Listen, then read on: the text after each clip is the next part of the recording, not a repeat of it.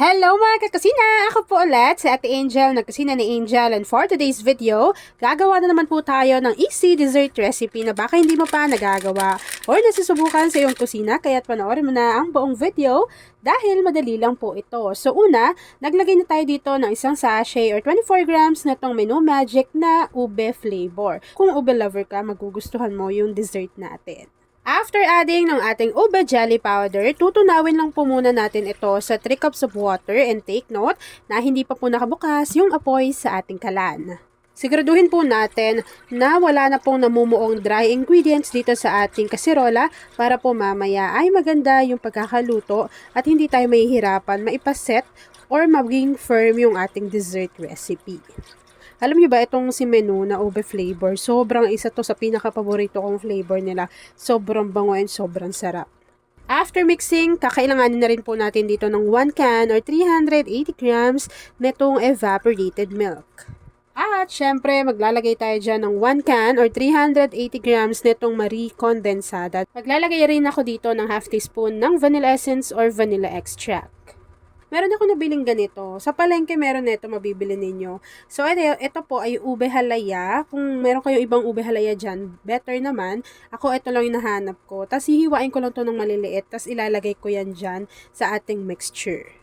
Habang hinahalo ko yan mga kakusina at hinihintay po na matunaw yung inilagay natin na ube halaya, please don't forget to like and follow yung ating Facebook page, Kusina ni Angel. Kung meron ka ring Instagram, paki-follow na rin ako doon, Kusina ni Angel. At kung gusto mong matuto pa ng iba pang mga recipes o kaya naman gusto mong mag-share ng mga niluluto mo everyday, pwede kang sumali sa ating Facebook group. Andyan lang po yan sa ating Facebook page. Kung isa ka din pala sa dessert lover at ube lover, say hi Angel sa ating comment box section at ilagay mo na kung taga saan ka nanonood at kung anong ube dessert recipe ang natikman mo na pwede mong i-share sa akin. Malay mo, gawin ko rin yan at nang matikman na natin. At ayun na nga mga kakusina, kapag kumukulo na po yung ating ube mixture, pwede na po natin i-off yung apoy sa ating kalan at ready na po tayo sa pag-assemble ng ating dessert recipe. Sa pag-assemble ng ating recipe, kakailanganin po natin dito ng microwavable tub. Yung gagamitin ko po ay tig 750 ml.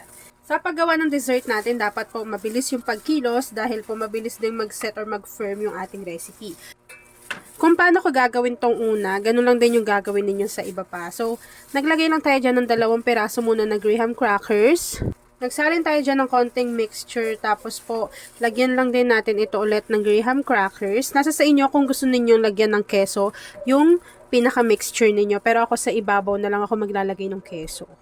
Maglalagay tayo dyan ng mixture. At ayan na nga mga kakasina, once na nailagay na po natin yung ating mixture dito sa ating microwavable tub, naglagay lang po ako ng keso on top, and then after po noon, palalamigin lang natin to, hintayin natin yung mag-set at mag-firm, and then after po noon, papakita ko na sa inyo kung ano yung natapos nating easy dessert recipe na pwede mong ipang negosyo, o kaya naman ipamigay mo sa Pasko, or ihanda mo sa iba't ibang klaseng okasyon.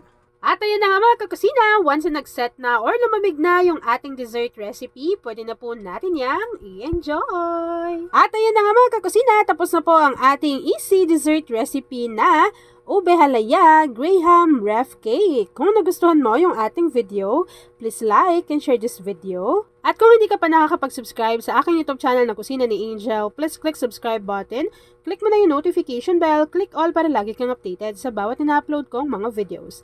Yun lang mga kakusina. Thanks for watching and enjoy this video.